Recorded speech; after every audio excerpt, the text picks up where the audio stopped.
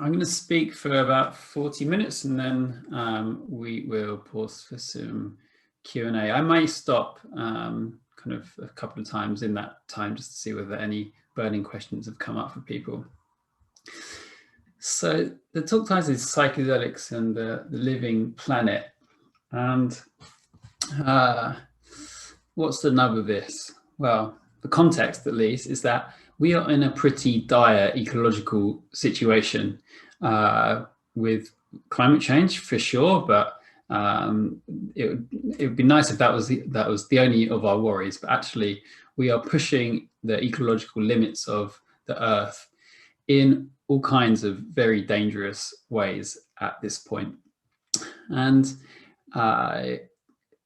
if human civilization is going to continue in anything like the form that it has done so far, and indeed in the most dramatic case, we could say if life on Earth is going to continue in anything like the way that it has done so far, we need to undergo some very dramatic changes as a civilization, or at least how dramatic changes in how civilization relates to the natural world. I think I'm going to take that as the basis of the talk and assume that that is not so controversial in this this audience. Now, I'm going to make a kind of further conjecture, if you like, which is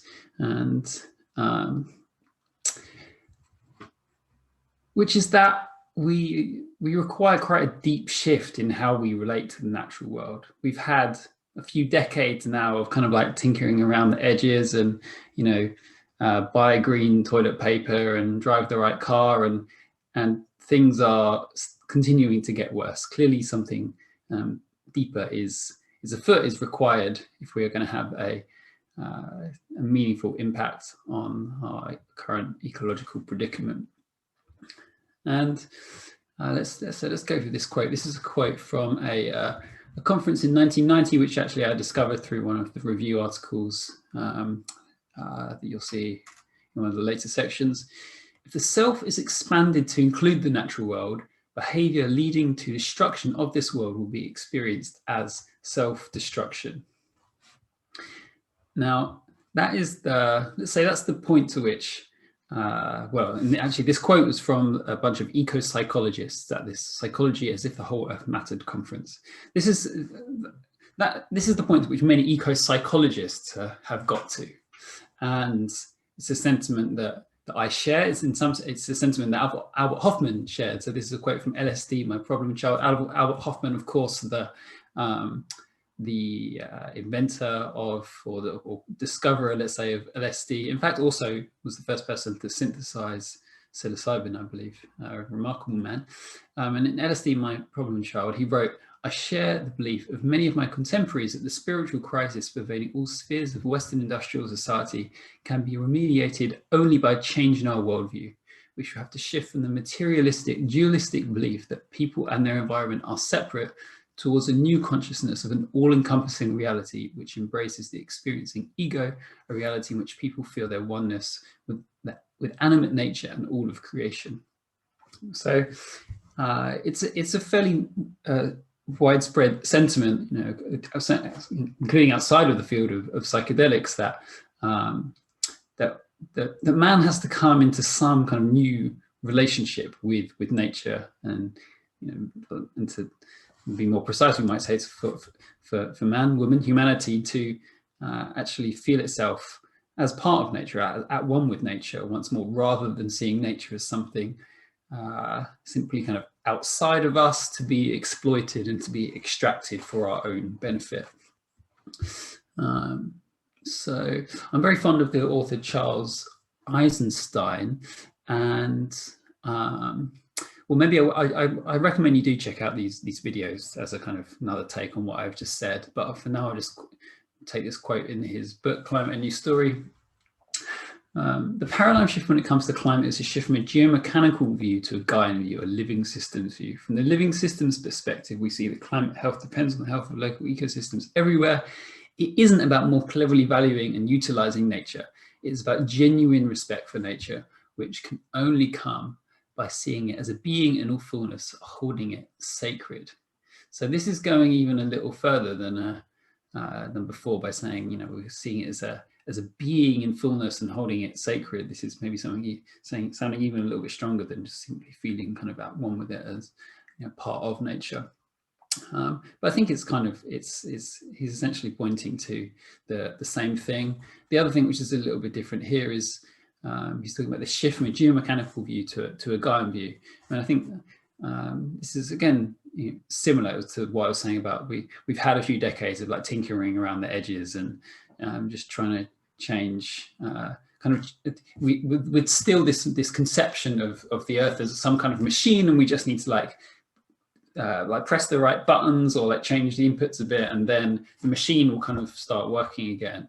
And Charles is suggesting that actually, no, it's our conception of the earth as a machine is actually wrong. So he's saying that we need to shift from this geomechanical view to a Gaian view.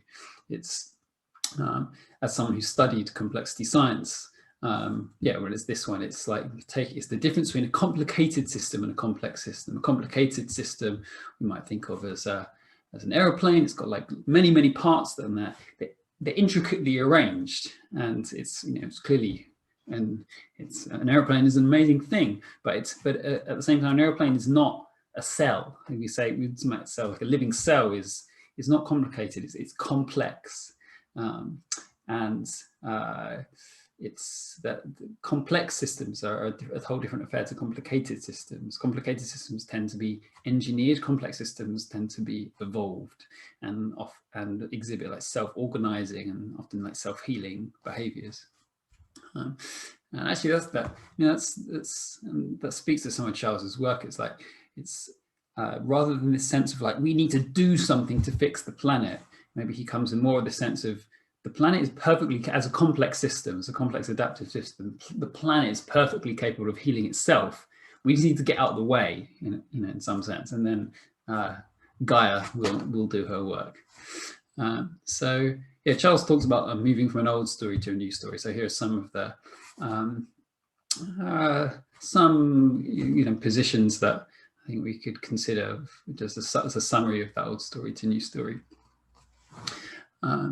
So far we've said nothing about psychedelics, but I'm putting forward the case that a shift of this nature is necessary, if not sufficient, to for us to have some meaningful impact on the current ecological crisis, to allow life on Earth to continue to flourish, to thrive. And so where does psychedelics come in? Well, I like this book from this quote from the book by Alan Watts. But the question is how to get over the sensation of being locked out from everything other, of being only oneself, an organism flung into unavoidable competition and conflict with almost every object in its experience. There are innumerable recipes for this project, almost all of which have something to recommend them. They're the practices of yoga, meditation, dervish dancing, psychotherapy, various methods of prayer, psychodrama, group dynamics, sensory awareness techniques, self-hypnosis, and the use of consciousness-changing chemicals such as LSD and mescaline. Now, I like this quote because it kind of shows for me how kind of psychedelics come in this context. I'm not saying, very few people are saying that the use of psychedelics is the only way that we can bring about these kinds of shifts in perspective, which may be impactful, necessary even for ecological regeneration. What I am saying, what many people, more and more people are saying, is that they might be a very good way, even if they're not the only way. But we can put them alongside, at the very least, meditation and what's hot right now, forest bathing, actual kind of and we might say simply like nature immersion. Like this, it doesn't have to we don't have to get too complicated. There are a number of ways of increasing nature relatedness, nature connectedness, but psychedelics might be kind of useful tool or a useful amplifier in this regard. I mean, we had the word animist here. So I'm moving from a materialist to animist perspective, the sense of like the world of machine, the world as something kind of kind of mostly dead, and this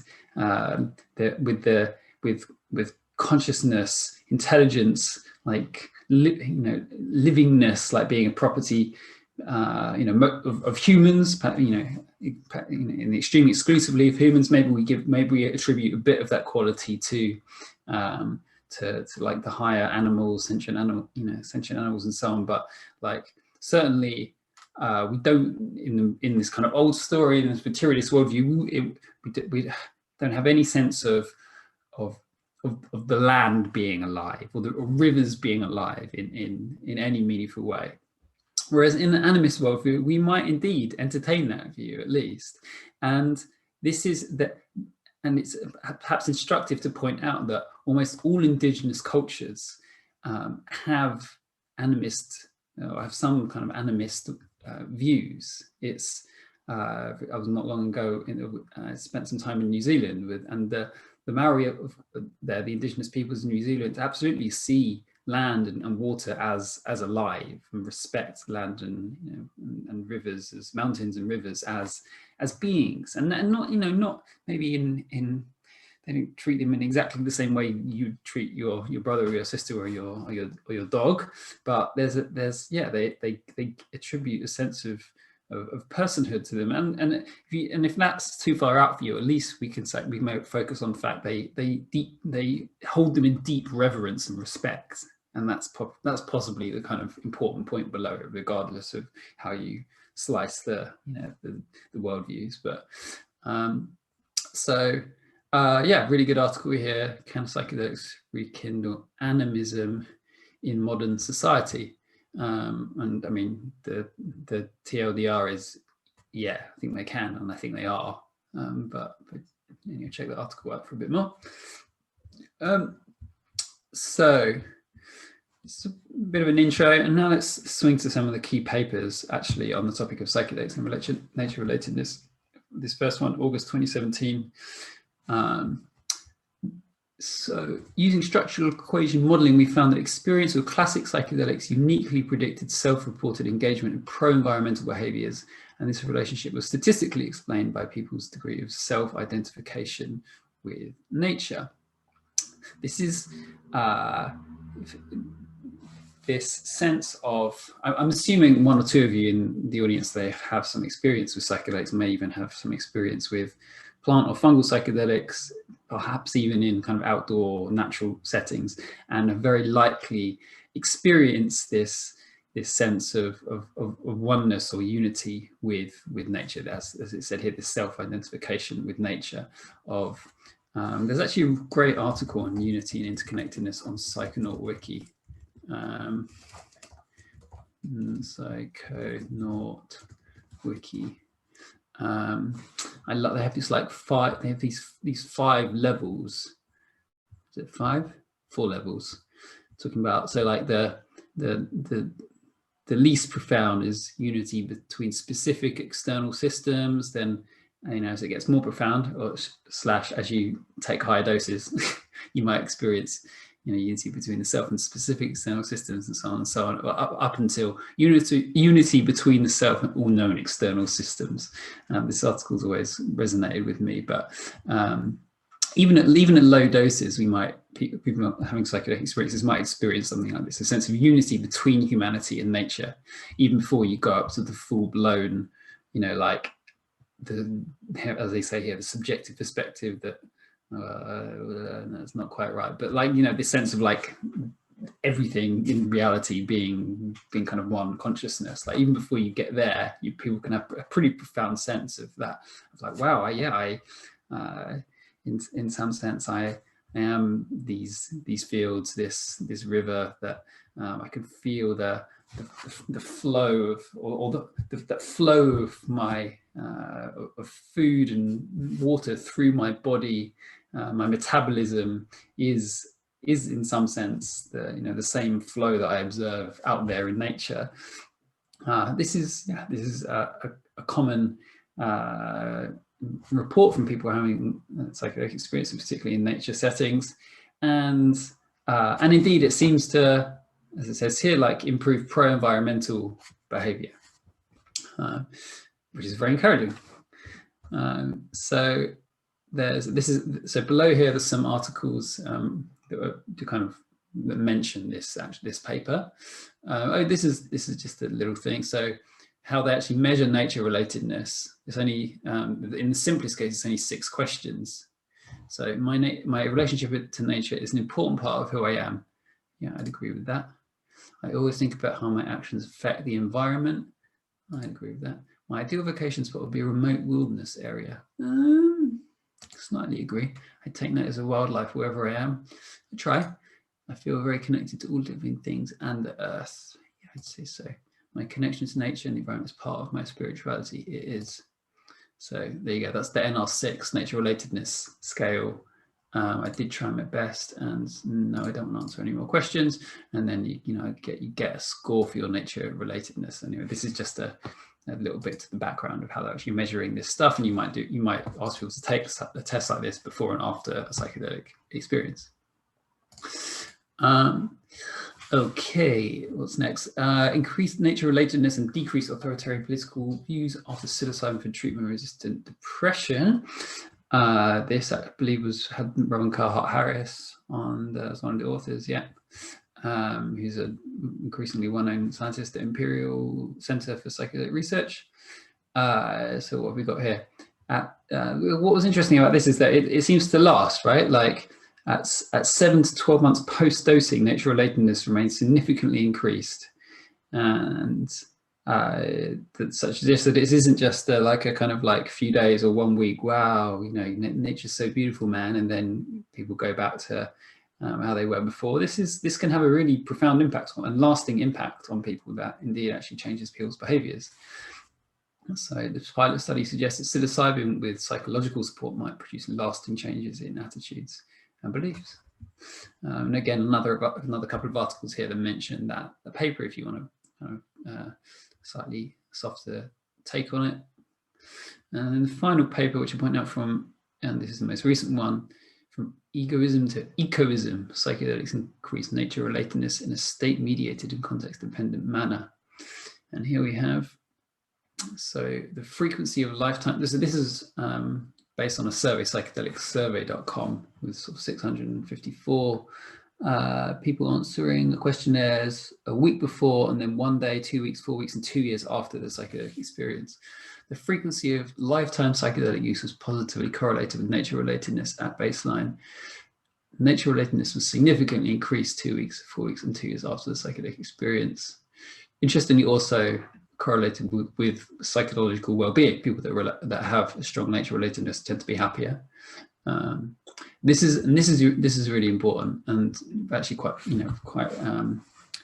has been quite a hot topic in just the general field of psychedelic research over the past 6 months to a year, which is the increase in nature relatedness was dependent on the extent of ego dissolution and the perceived influence of natural surroundings during the acute psychedelic state. So we're really understanding more and more that that psychedelics as therapeutic tools, or in this case kind of eco-therapeutic tools, work in a different way to most pharmaceutical drugs. That for most pharmaceutical drugs we consider them working in a fairly mechanical way. It's like you take the drug, and then the drug that creates some physical change in your body, which improves the situation.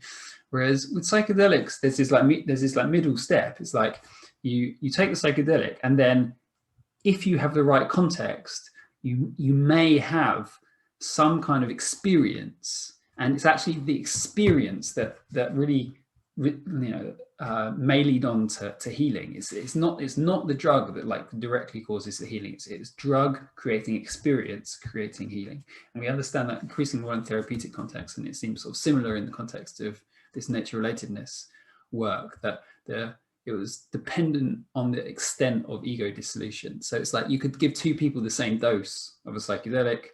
If one has this profound ego dissolving experience, they're much more likely to then experience ongoing increases in nature relatedness relative to the person who might not.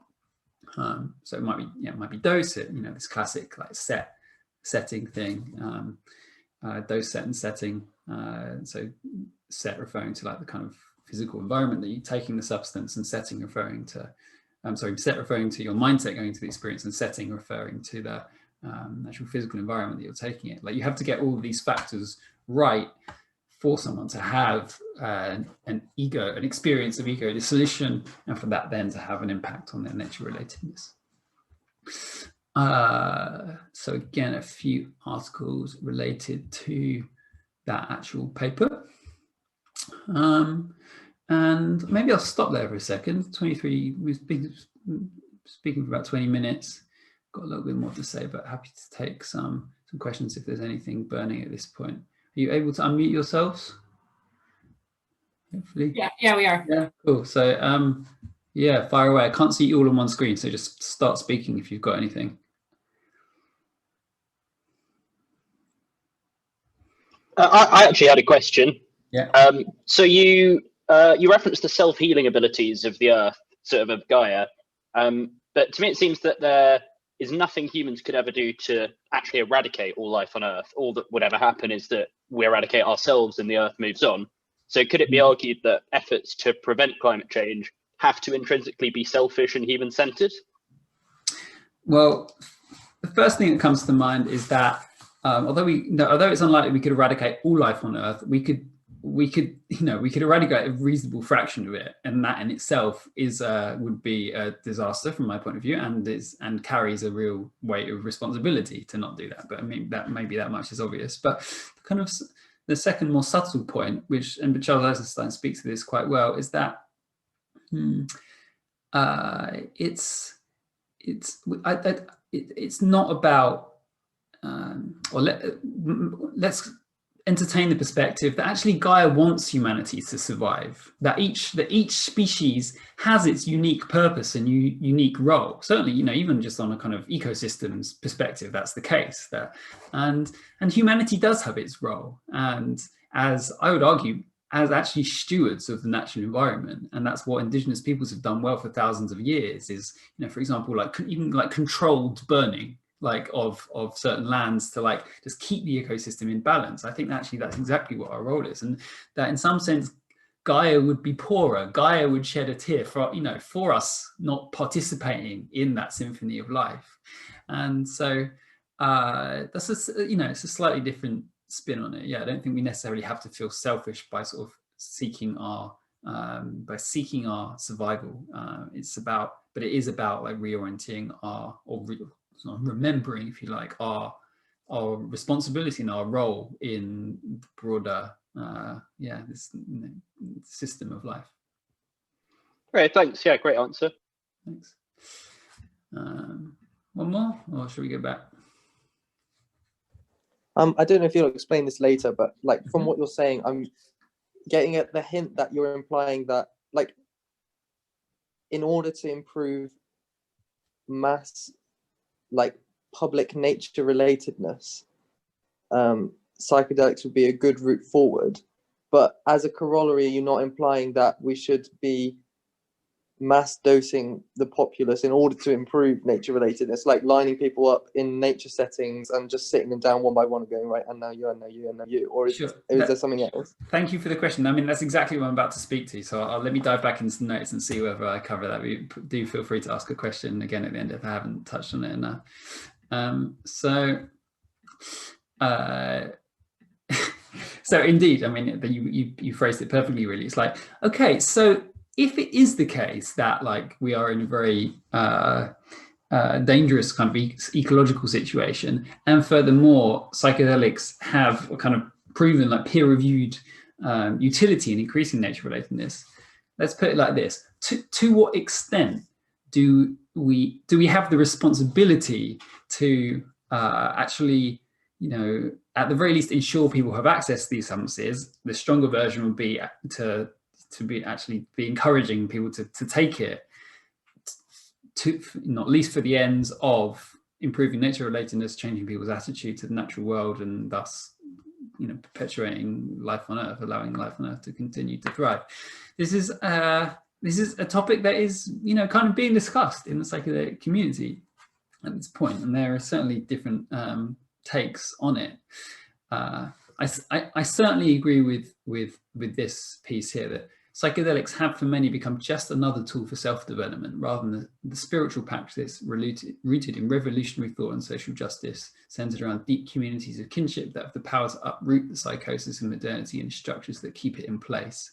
There is you may know there's huge amounts of money flowing into the psychedelic space right now. I think you've got someone from MindMed speaking to you in your next session that have raised, a few £100 million, I think, already. And they're one of this batch of companies that are focused on psychedelics as medicines in the context of mental health, to treat depression and anxiety and OCD and who knows what else, addictions. Which is great, like I'm totally in favor of that. I have some questions over the kind of business models and ownership structures of some of these operations, but yes, certainly I desire humans to have access to these also sick people who are sick to have access to these substances for self-healing, and furthermore, even people that mostly you might consider well and healthy should also have access to them for, as it says here, like self-development. I think that I do have some concerns that we've become a little bit stuck in this paradigm of like psychedelics as tools for self-improvement, and we've lost sense of the kind of social potential of psychedelics, which of course was pretty strong back in the 70s. That psychedelics were very much associated with revolution, and I'm not saying that we want to. Well, actually, it says rooted in revolutionary thought. It's like, and of course, lots of mistakes were made back in the 70s, and I'm not saying we want to go all the way back to the end of the spectrum in a way, but I do think like we're missing a trick if we only conceive of psychedelics in the context of self-development. And given the topic, it's like, yeah, I want to believe there is a role in them shifting ecological consciousness.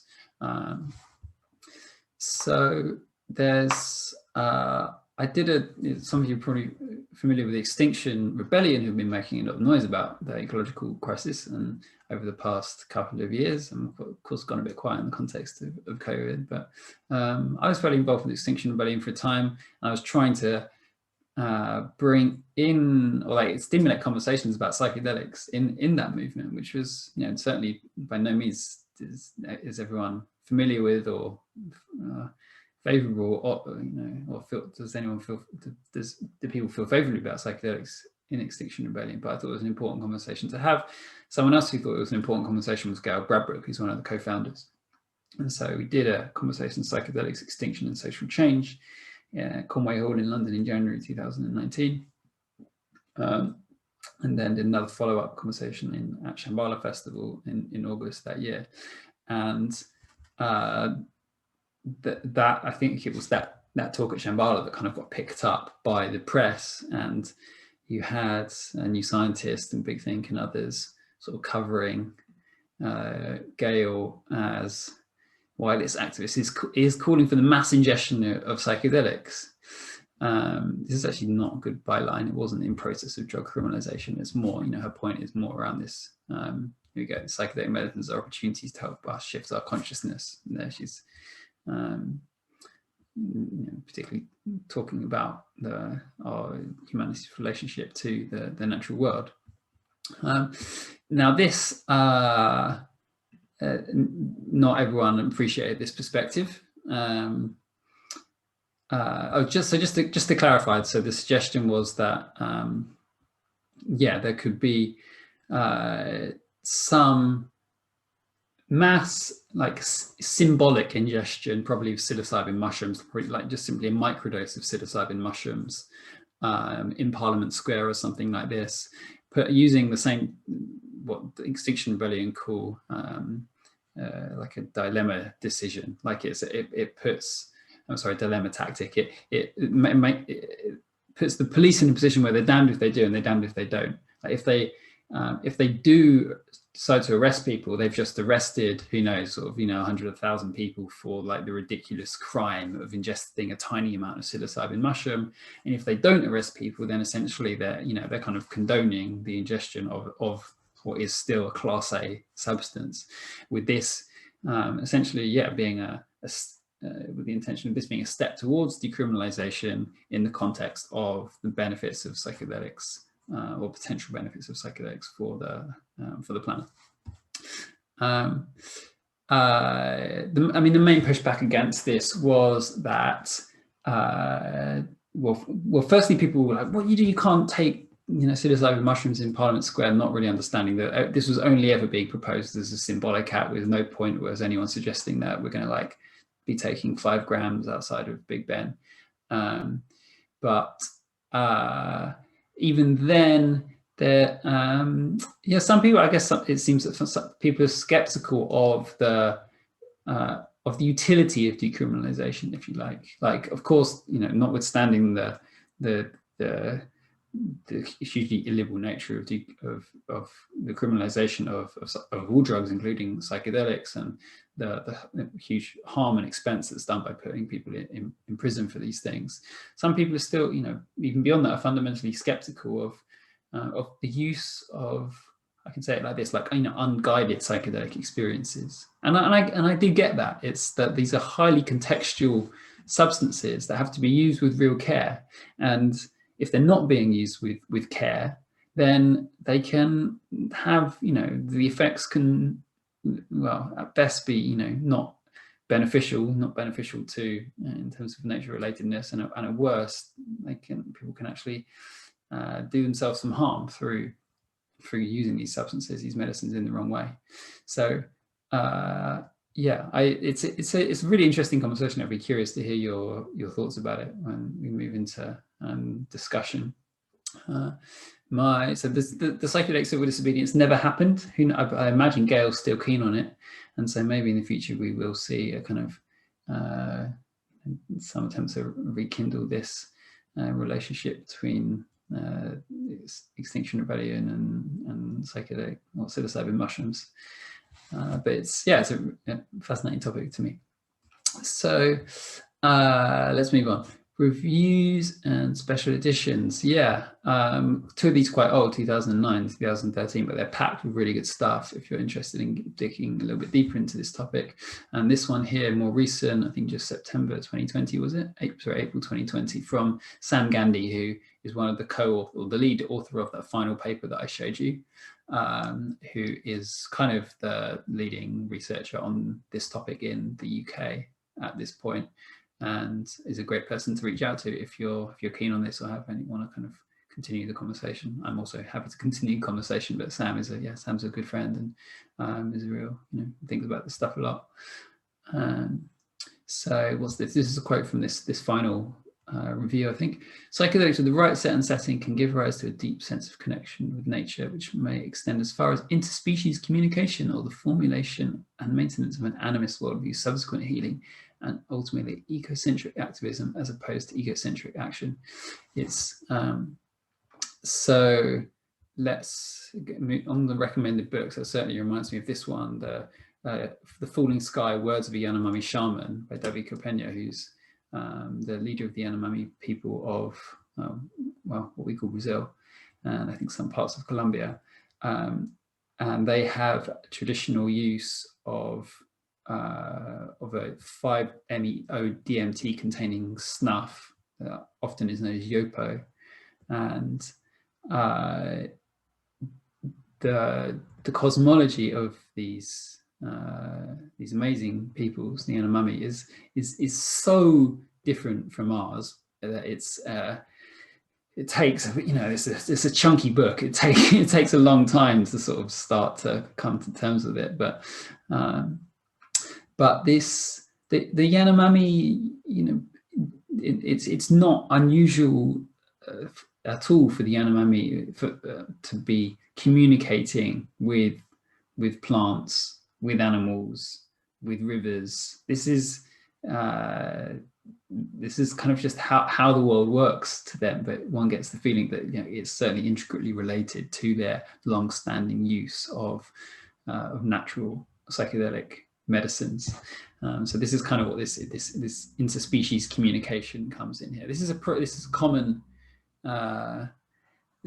aspect of people's experiences with ayahuasca, right? People actually calling of using she or her to describe ayahuasca, and having the sense that they're actually communicating with a plant. Mushrooms too, that often the most common notion there of mushrooms being like the little people, having this kind of like multiplicity and like sort of pixie-like presence about them. And actually I'm very interested in like this idea of psychedelics as communication devices, in a way, as portals, perhaps enabling us to communicate with things that we wouldn't normally be able to communicate with. I think sometimes that's a very helpful worldview.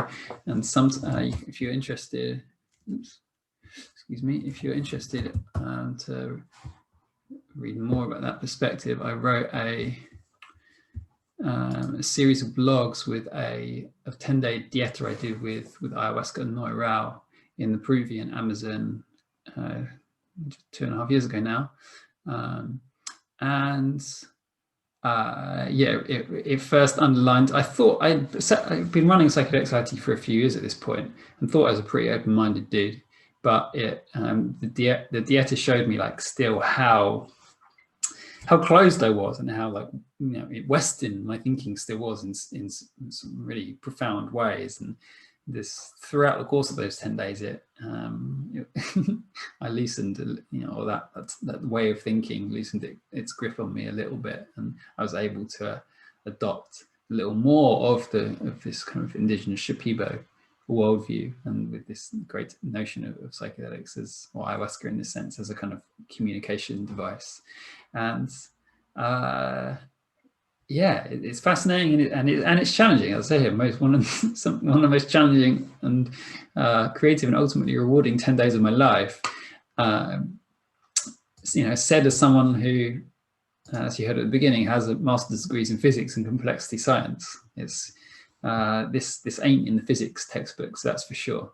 And I think actually I really appreciate anyone who like gets to a certain level of study in physics, or maybe any science, to at least smoke DMT once or twice in their life. It's only only takes like 10 minutes, right? It doesn't have to take a great deal of your time, but it might like fundamentally like shift your worldview, or at least make you ask some very different questions about the nature of reality, which of course physicists are fond of asking.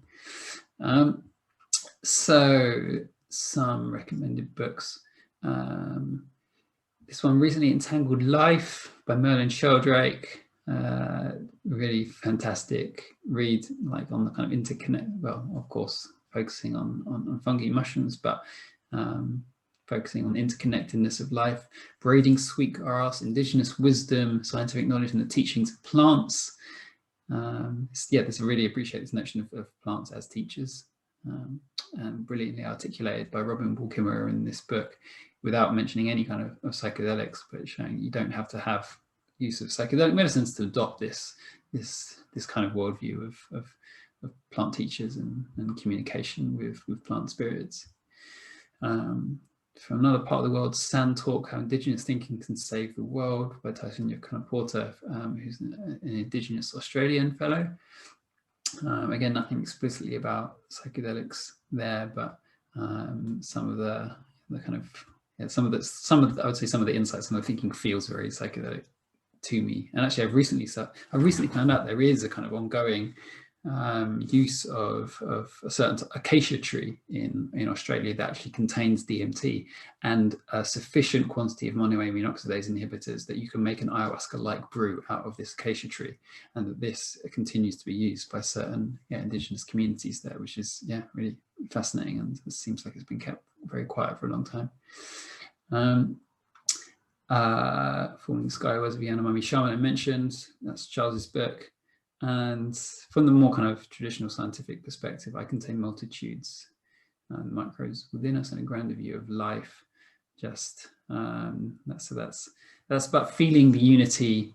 It's kind of in terms of ecological, biological unity. You can either be kind of outward or inward, if you like. It can be like seeing the world out there and feeling, as I mentioned, I am that stream, or I am that field I am, that tree, whatever it might be. Or you can kind of go inwards and just think that, wow, at this moment I am like billions of cells, individual cells in some sense, like coming together to create this greater whole. And indeed, many of those cells in your body and my body are actually non-human. They are bacteria, and actually have different DNA, have their own agendas. Yet we're still working. Each of us is still working together as a kind of ecological community to get through the day. Okay, I'm conscious that we're kind of at time, so a couple of videos if you want to follow up. One for David Luke, who's one of the founders of Breaking Conventions, the main psychedelics conference in the UK, and is very interested in this topic. I also did a dialogue on a similar topic with Spore, featuring Rick Doblin and Alex Gray and others, and Sam Gandhi, actually, there you go, and others. Actually, I was facilitating that session, and there I sent this list of questions to participants before the session, which I actually thought was a really good list. So yeah, check those out and see what you think is some of the answers to these questions that we discussed that day, whether or not you actually watch the full video. And finally, a shout out for the film Fantastic Fungi. There seems to be a lot of good mushroom related content like popping up at the moment, which is turning a lot of people on to the potential of psychedelics for nature connection.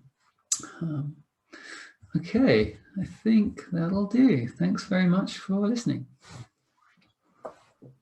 Thank you so much, Stephen. It was an excellent talk, and I really like the format you used. I think it really leaves people with something after the talk, in addition to the content you spoke about. Thank you. Indeed, for that. That's my hope. It's like in 40 minutes you can only say so much, right? But you've probably got a few days worth of reading there if you do it all. Yeah. Thank you. Okay, I guess we can move on to some questions if you still have some time. Sure thing, yeah. Cool. Okay, guys, whenever you want, you can speak up. I think, Alex, you're asking something, but you're muted. I can't hear you, no.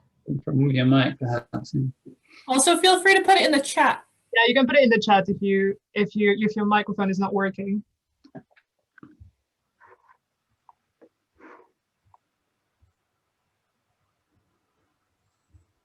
I have a question. Mm-hmm.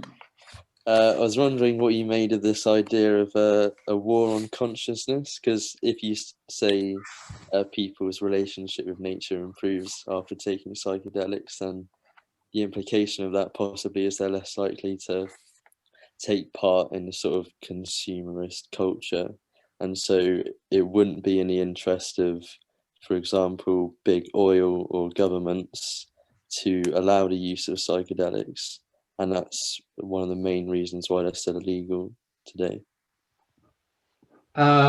Indeed. I mean, first of all, I'll just say, I think, just for accuracy, I think psychedelics can improve nature relatedness. I just want to underline the contextuality of this, that like you have to get the setting right and for them to have any benefit in this regard. But yeah, you can say far as they can have a benefit. Yeah, that's an interesting idea that big oil might be soon one of the opponents of legalization. It's kind of spoken about more in the context of big pharma and alcohol companies, like actually funding some anti-drug legalization movements. But yeah, maybe if this research, or once this research gets out there, then we'll find that big oil is another one of the forces like trying to stem legalization. There's an amazing quote that you may be familiar with. I think it's on the Psychedelic Society website. Let's see, arguments for legalization here. Yeah, just amazing. So one of Richard Nixon's top political advisors, he said in an interview in 1994, so sometime after the Nixon administration was over, you want to know what this was really about? The Nixon campaign in 1968 and the Nixon White House after that had two enemies, the anti-war left and black people. You understand what I'm saying? We knew we couldn't make it illegal to be either against the war or black, but by getting the public to associate hippies with marijuana and the blacks with heroin, and then criminalizing both heavily, we could disrupt those communities. We could arrest their leaders, raid their homes, break up their meetings, and vilify them night after night on the evening news. Did we know we were lying about the drugs? Of course we did. It's a really startling quote, you know. So it's like there's no, it's not conspiracy theory stuff to say that, you know, to sort of, you know, to make the proposal you just did. There were clearly forces working, you know, very intently and specifically to for the, well, in that context it was, you know, for the criminalization of drugs, and nowadays it's for, you know, to prevent the legalization of drugs. But I haven't considered the link of big oil before, so thank you for that. So I'll dwell upon that. Thank you. Does anyone else have any more questions? Yes, just a quick question to dig into the idea of unity. Mm-hmm. Do you believe that unity is something that we like sense? So we sense that there is unity with a river, but we'll always be sensing that as like a third party observer. Like, or do you believe that there is actually like a real unity with the river? And if so, how does that work? Mm-hmm.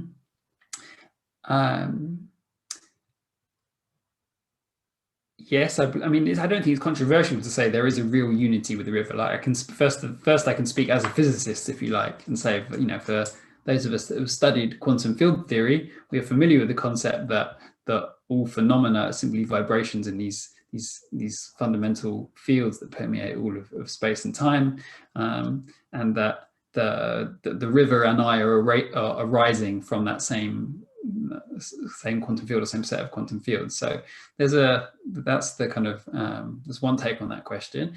That the other which I could offer is that, well, maybe a couple more, that I've had very profound experiences of unity and interconnectedness myself on high doses of psychedelics that have given me a kind of very strong experiential sense that indeed that on some deeper level that there is that that I and the river, you know, exist as a unity. And another offer is that I'm very fond of the Taoist or Taoist worldview. The book that's most important to me is the Tao Te Ching or Tao Te Ching, which I'm actually currently meditating on day by day and posting photos of those of chapters to my website if you're interested in taking a look. But yeah, certainly in Taoism, you know, the Tao essentially is this underlying unity of all things, and this the notions of unity underlie pretty much all major spiritual traditions. And I'd say there's, you know, I'd offer the fact that, I'd offer the suggestion that there's a reason why some stories stick around for thousands of years and others don't. That is to say, why religions have stuck around for as long as they have, and not just like another story that's faded over time. It's because I would suggest they are touching on something important, and it's the areas where different religions and wisdom teachings overlap that you may find actually that is the most important things, or someone says the or where they're saying something of the greatest importance. And I think like this unity and interconnectedness underlying all things is an example of that. Yeah, thank you. I believe that the medicalization of psychedelics is to some extent representative of the role individualist capitalist ideology plays in defining the acceptability of use. I mean, yes, I agree with you, and I think I kind of even spoke to that a little bit, saying like I mean, I really appreciate the notion, Stan Groff's notion of psychedelics as non-specific amplifiers.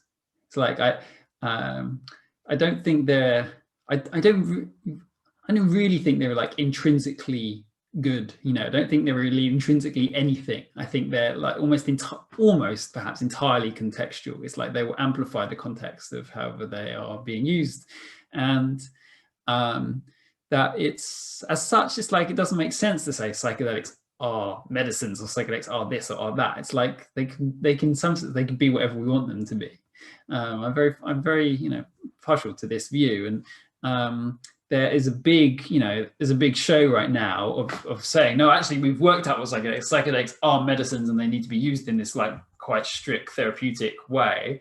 And of course, a huge part of that is because that's what works for big pharma, and that's what works for capitalism, and like it enables capitalism to kind of like subsume them in a way which is like manageable and marketable and profitable. And I think we need to be really alive to this, and at least some of the time being like, fuck that. No, like I'm still gonna like, take LSD in nature, or I'm gonna take LSD at a rave or whatever, whatever other context people want to use these substances in.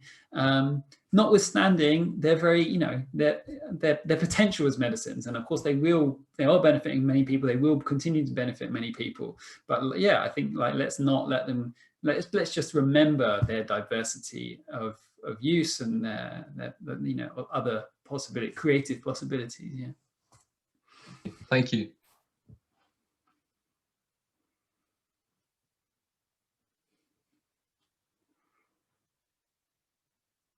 Does anyone else have any questions?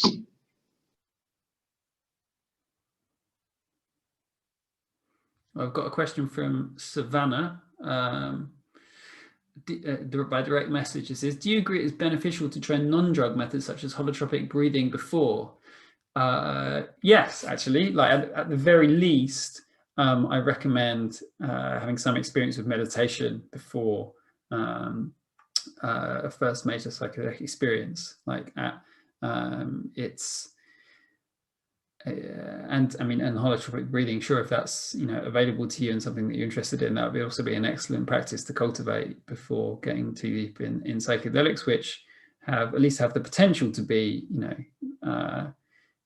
much more intense than certainly any meditative experience that any beginning to intermediate meditator is likely to have had. But the meditation still give people that sense of groundedness, perhaps, through the psychedelic turbulence. And holotropic breathing, actually, as you may know, can be very intense, and so that's kind of helpful in a different way. It's like it's maybe allowing people to become familiar with sometimes quite dramatic altered states of consciousness, and seeing that this too shall pass, that we can experience these dramatic shifts, and yet we do come back to baseline. And that's of course another valuable lesson in the context of psychedelic experiences. Hey, I got video. Hello. First of all, thank you. This is super interesting and super fun to listen to. So I just want to say thank you to everyone that's putting it on. So my question is along the lines of like how to support this type of movement and this type of trajectory in the world to expand like the consciousness, but from a more professional setting. I'm kind of at a crossroads personally, just like where to take my career. I'm like in grad school right now, but looking at how to advance, and maybe like groups to look into to work on like expanding either ecological knowledge, like social awareness, either through psychedelics or maybe something tangent, like a little more professional or acceptable, if you know what I mean. And if you have any like suggestions for places to look or something. Yeah, sure. So I can, have you heard of a Synthesis Institute? So they are, background to this is Synthesis. They've been running retreats in the Netherlands, which actually were competing with what our psychedelic experience retreats. Our psychedelic experience retreats are now split off to become a separate organization called Alalaho. So yeah, Synthesis and Alalaho, I mean, neither of them can actually do any retreats at the moment because of COVID, but up to this point, Synthesis and Alalaho have been offering quite similar things. Synthesis have now set up a thing called the Synthesis Institute, and check this out. Yeah, they have they recently had this free event, what every practitioner must know about working with psychedelics, and now they are offering this fundamentals of psychedelics training, how to work safely, ethically, and skillfully in the new paradigm. And also, let's see this, like, where is it? Oops. Psychedelic practitioner training. The 9-month professional certification program. So that's, I mean, that's, if you're in Europe, this seems to be a good option. I think, I'm pretty sure also there are at least a couple of like kind of the more alternative like US universities now offering programs in psychedelic psychotherapy and similar, right? There's one in California, maybe you know better than me. No? I'm up in Canada. My background's in physics, coincidentally, also. Let me just type it in and see if it comes up. California psychedelic psychotherapy. Oh, Alex Joel said CIIS. Yes, CIIS, exactly. Yeah. So let me share my screen again. Yeah, indeed, this is what I was thinking. Yeah. So this CIIS certificate in psychedelic assisted therapies and research. So yeah, there are more and more of these kinds of programs popping up, but there's a couple to get you started: CIIS and Synthesis Institute. Cool. Thank you very much. Pleasure. I think we've got another question from Connell in the chat as well. I don't know if yeah, sure. What are your views on the best ways to communicate the benefits of psychedelics with the general population to promote interconnectedness with nature? Great question. So maybe I'll answer that by pointing to the Psychedelic Society website and just saying, like, and just underlining that our main business right now is activity is running events, and we run a huge array of different events. Actually, let's look at it on Dandelion, our events platform. I think some of you probably get our newsletter. I think we had like 45 events this month across all kinds of different topics like sex and intimacy, dance, embodiment, yoga, mushroom growing, voice. I'm currently actually just doing a workshop on cryptocurrency and decentralized finance. So none of these, involve any kind of ingestion of psychedelic substances. And I think I point this out because I think it's important that the psychonauts and the psychedelic community don't get too single issue. Like we show that actually we are. There's actually this is reminding me of a quote by Terence McKenna, right? Terence McKenna.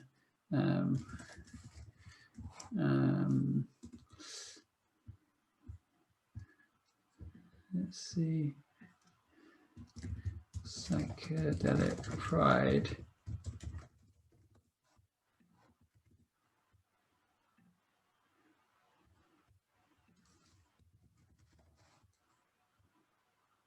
Okay, here we go. Progress of human civilization in the area of defining human freedom is not made from the top down. No king, no parliament, no government ever extended to the people more rights than the people insisted upon. And I think we've come to a place with this psychedelic issue. We have the gay community as a model, and the other communities, the ethnic communities. We simply have to say, look, LSD has been around for 50 years now. We just celebrated the birthday. It ain't going away. We ain't going away. We are not slack-jawed, dazed, unemployable, psychotic creeps. We are pillars of society. You can't run your computers, your fashion houses, your publishing houses, your damn magazines. You can't do anything in culture without psychedelic people in key positions. This is the great unspoken truth of American creativity. So I think it's basically just kind of time to come out of the closet and go, you know what, I'm stoned, and I'm proud, by which you mean, I use psychedelics and I'm proud. But it was this part that like got me, like this, we are pillars of society. You can't run your computers, your fashion houses, your publishing houses, your damn magazines. You can't do anything in culture without psychedelic people in key positions. So this is kind of where the Psychedelic Society is at now. It's actually saying, like, we want to create culture, and not just psychedelic culture. We want to create, all kinds of culture. We want to be like a kind of a voice and an influence in, in crypto and in dance and in, God knows what else. Then it's just like, and we use psychedelics. Like, so what? You know, in fact, you know, or more than that, we might say, and psychedelics help us to do this work well. So this is, I sense this is helpful. It's like it's not necessary to get like too single issue and too just too activisty actually around this topic is the lesson that I've learned over the past few years. Like it's not something necessarily goes well from like being out on the streets like shouting like decriminalize this. It's like let's just get on creating awesome stuff, and then people will learn that we use psychedelics, and that and that will be what really inspires them and interests them to try it. That, you know, for the fact that we are just really excellent human beings anyway. and the reverse is also true, you know, like it's no good if you're trying to get psychedelics legalized and the only people calling for the legalization of psychedelics are like kind of really lousy people. It's like it's not going to go well. So like first and foremost, focus on being awesome, and you know, and then start talking about your interest in psychedelics. Can I just do there we go. Ellen has pasted some links. So just a little shout out for some events that that I have coming up. Maybe I'll just share my screen again briefly. We'll also be posting them on our Facebook page later. But okay, wicked. To explain them, yeah. Cool. Yeah. So the just briefly. This is the one I'm really excited about right now. I'm doing an introduction to cryptocurrency and decentralized finance, which kind of calls on some of my, you know, my technical skills and previous experience in technology. But of course, like psychedelics were a big part of the invention of the early internet. So there's always been a kind of interesting interaction between these two things. I think they fit together quite well. So if you're curious about learning more about crypto and DeFi, check this out. There's also this event, which is talking about like, well, the way in which huge amounts of money are coming into the psychedelic space right now. You know, Compass Pathways just did an IPO, is now valued at over $1 billion. Me and many other people are kind of uncomfortable about the potential corporatization of psychedelics. And there's this really interesting guy, Bennett Zellner, who's been thinking about kind of like community-led and cooperative alternatives. So if that's a topic of interest, check this event out. And finally, searching for the antivirus, a discussion with Martin Wienecki, who wrote this really interesting essay, searching for the antivirus, COVID-19 as quantum phenomenon. Usually anything with the word quantum in the title like triggers me slightly as a physicist, but actually he seems to use it in a fairly responsible way. And really the thing the article is more focused on is this idea of wetico, which is this like indigenous North American notion of white people having some kind of like mind virus, which is which causes them to kind of exploit the earth as if it were some kind of as if it were separate to ourselves, and that it's they kind of, it actually, as it says here, literally translated as cannibalism, and perhaps the kind of cure of wetico perhaps is actually on the topic of what we've been speaking about tonight, actually seeing the natural world as ourselves, of expanding our sense of self, so that when we right back to the beginning, if we expand our sense of self to include the natural world, behaviour leading to destruction of this world, we experience the self-destruction. So there we've come like full cycle in linking that first quote to this event. So maybe see some of you there as well. Thank you very much for listening. It's been great fun, and maybe speak to you again sometime.